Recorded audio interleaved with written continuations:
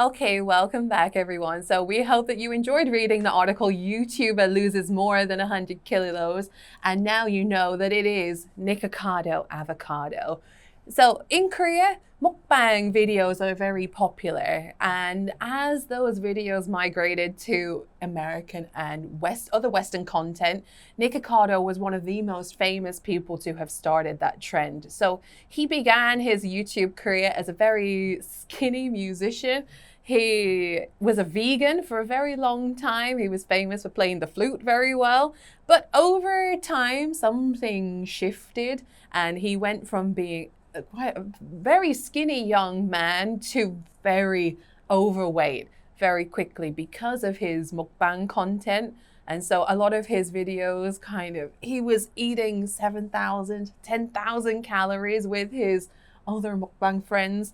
And just it kept spiraling and spiraling until apparently 2 years ago, he reached his peak weight of 400 pounds, which is about 182 kilos, which is much bigger than the average person should be. And he's also not very tall. Maybe he's my height, maybe 5'7". So you can imagine that he was a very big person. A lot of people had been watching him for a very long time because even though he's quite a controversial figure, he's very funny. And so I think a lot of people kind of had this parasocial relationship with him where they enjoyed watching him become bigger, but also at the same time wanted him to take care of himself. Even though he was like struggling with his weight, they still, it was very entertaining. Yeah, so there was like half of his audience were begging him, like, Nick, please, like lose some weight. Whereas the other half were kind of making fun of him. And so because of that, about 2 years ago, it turns out that he had started filming pre-made content. So a lot of people kind of realized that he wasn't posting as much as he used to do, but still posting on occasion. And then he had planned these videos out over a 2-year period. And then at the beginning of September 2024, he came back and suddenly he was his skinny self again. Very shockingly. Very shocking. To the surprise of many fans. Very shocking. So this video managed to reach 30 million views within like the first week that it was online. And it has led to this conversation that Nick himself has started being like, who is the overconsumer here? Is it me eating too much food? Or is it you engaging in my content too much and focusing on it too much in your life? So what do you think? Do you think that it's okay to ask a person to lose weight, or is it better to just say nothing? I think I've been very, very overweight. And when I was very overweight, I had like blinders. I couldn't know myself how bad it was.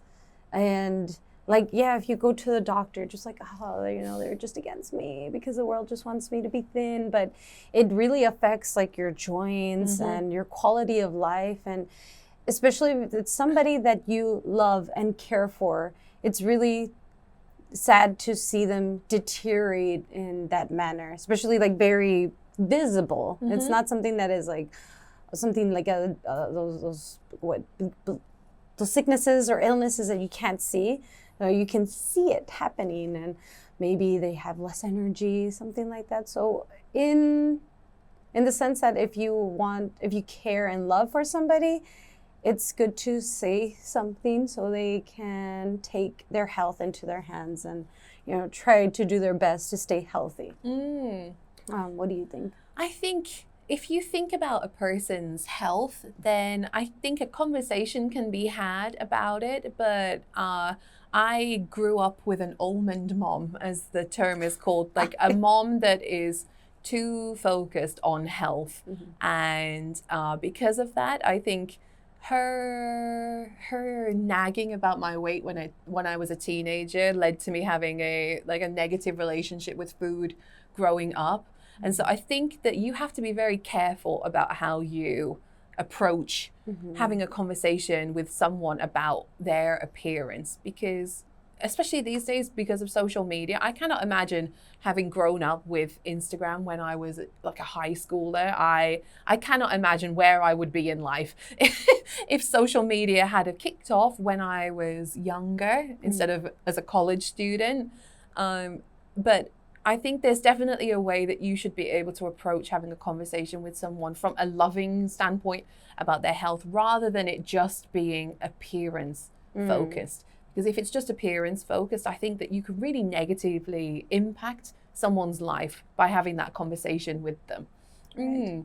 So as I mentioned, Nick has been getting a lot of attention because of what is happening and his delivery of this video and kind of saying that it was a social experiment to engage his audience and kind of turn it around on his audience to say, this is your problem, this isn't my problem. So now that Nick has all of this attention on him, what do you think he should do with it? I think that what he said about the overconsumption, it kind of ticked people off and it made them kind of upset because it's the truth. Yeah. Like, they were angry that he spoke some truth, but I like that he did that. I do agree with like the way that he did it was very interesting, very creative way. And because all eyes were on him, it was the best time for him to, share this kind of opinion, this thought that he has about how a lot of people that are consuming YouTube and TikTok and all this social media, like they're just hyper focused on that. And like, so he's telling them like, yeah, if you think I'm doing something wrong by over consuming food, don't you think it's wrong by over consuming media? So it's the same thing, like they're consuming him while he consumes food. And I think it's something that needs to be talked about. So I agree that in his platform, he can call attention to this and start a conversation like it has. So what do you think? I think Nick is a super controversial YouTuber.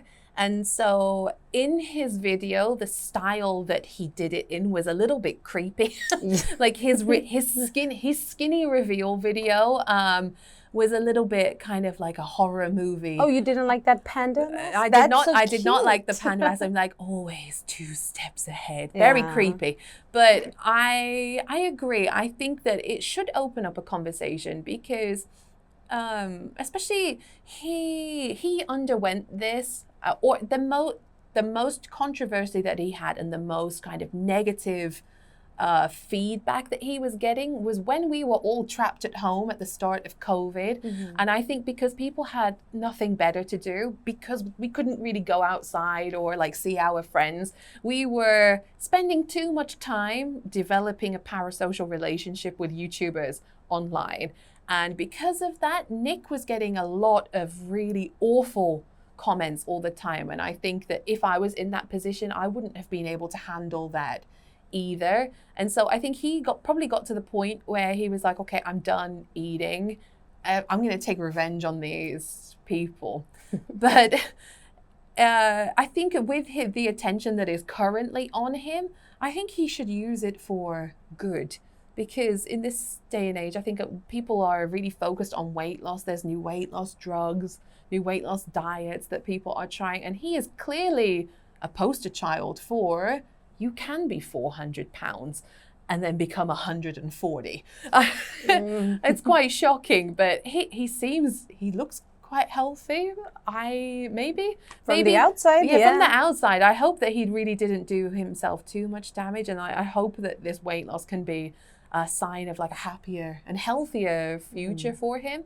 But I hope that he doesn't like take it too far and maybe go back in the other direction or start preaching too much. Right. I think maybe he can be a poster child of how to lose weight healthily and well and keep it off, like you're the girl from Zumba that you knew. I think maybe they should combine forces. Nick Zumba. Okay, we hope that you found today's article interesting. If you haven't seen Nikado's video, I highly recommend watching it. I think it could be quite a unique cultural experience. So there's a lot of vocabulary in today's article. See if you can try to incorporate it into your everyday life. And we will see you in the next video. Bye. Shovel down. Shovel down. Table manners. Table manners. Revel. Revel. Implore. Implore. Unorthodox. Unorthodox.